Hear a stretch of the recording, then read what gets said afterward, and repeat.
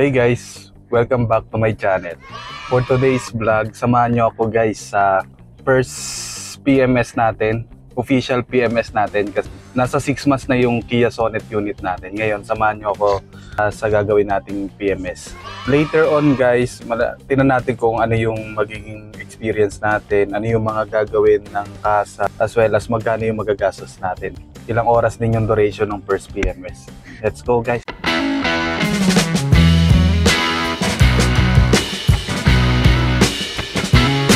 Medyo low na rin yung fuel natin. Nasa na lang.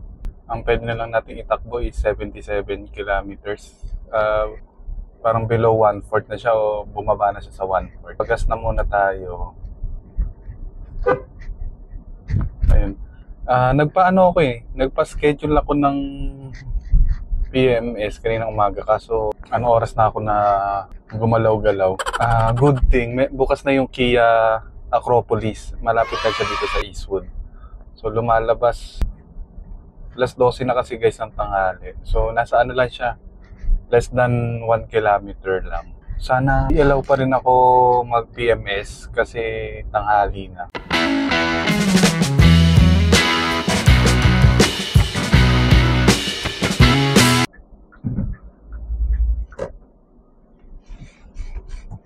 Ayun, tapos na tayo guys magpa-gas.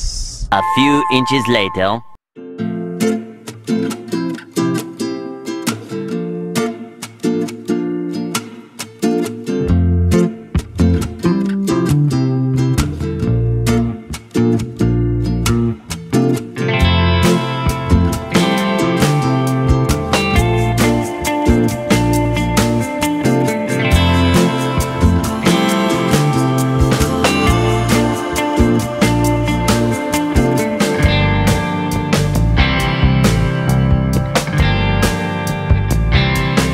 Nandito na tayo sa kasa. Mag-ayos lang ako ng gamit. Nakabili rin pala ako sa online nung baby in-car. Mamaya pakabit natin kapag kinarwash din nila yung unit.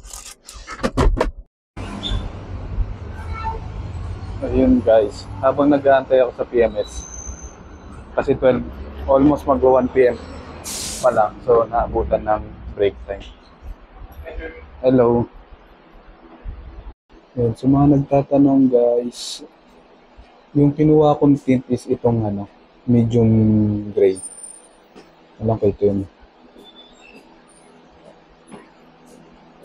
Tapos same brand, Lumina. Yung itsura niya.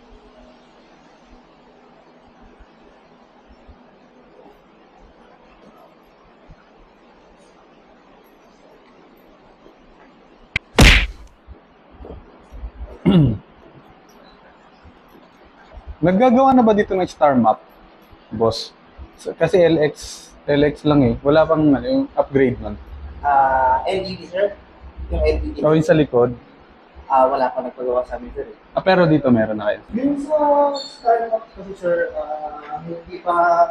Pero alam ko gumagawa sila dito, pero hindi ko alam kung magkano ang costing. Pero wala pa pwede tanong.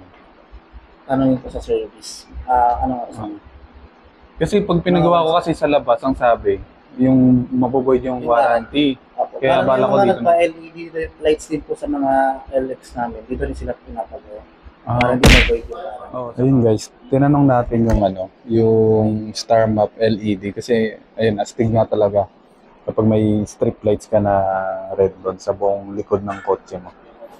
Ayun, inaantay ko lang yung sinasabi ng service. Sana mura lang papagawa tayo pag may budget.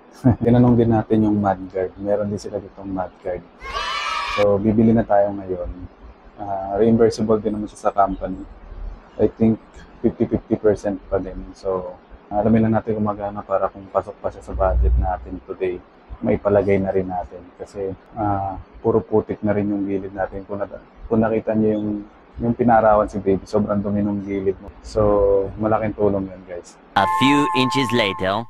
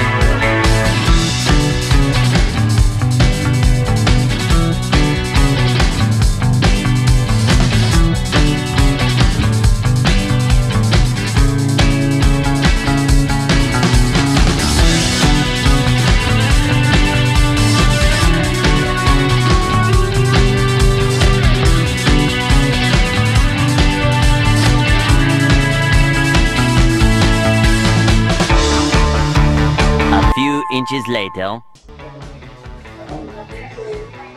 Yung white po sa inyo, yung green po is sa ganyan. Okay. Okay na, miss. Thank you. Yun guys, tapos na tayo sa pagbaba. Yan. Mabababa tayo. Kunin na natin si Sonet natin. Let's go.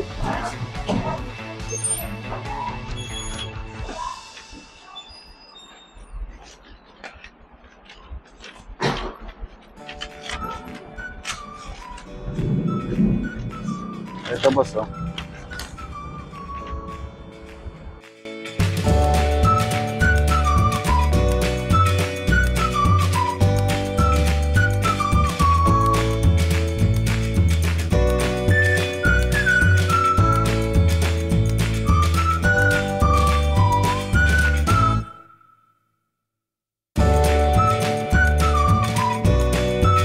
Ito na rin yung mud guard niya. Lagyan na ng mud guard.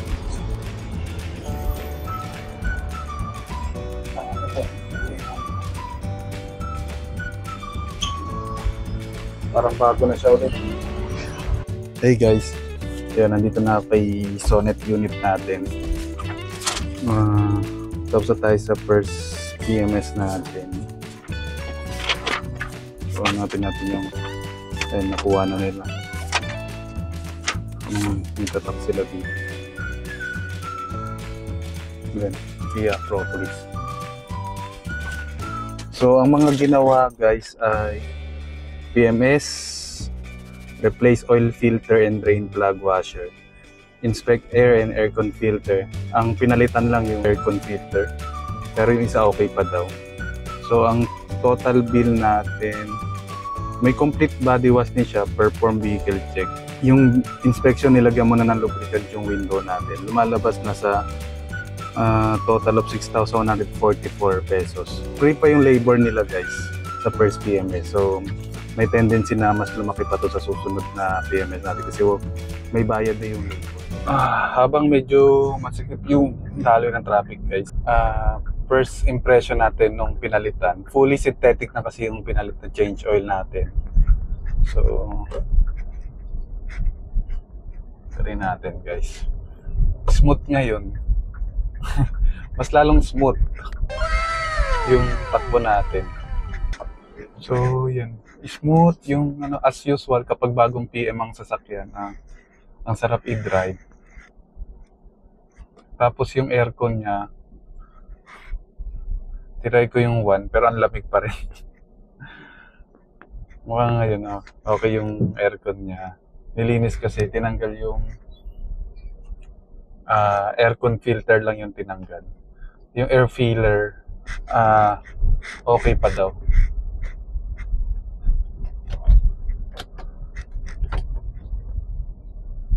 Ayun, napansin ko rin guys, yung preno niya na rin, kapit na naman.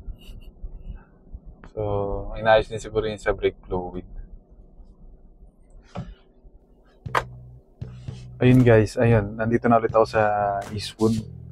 Salamat sa pagsama guys.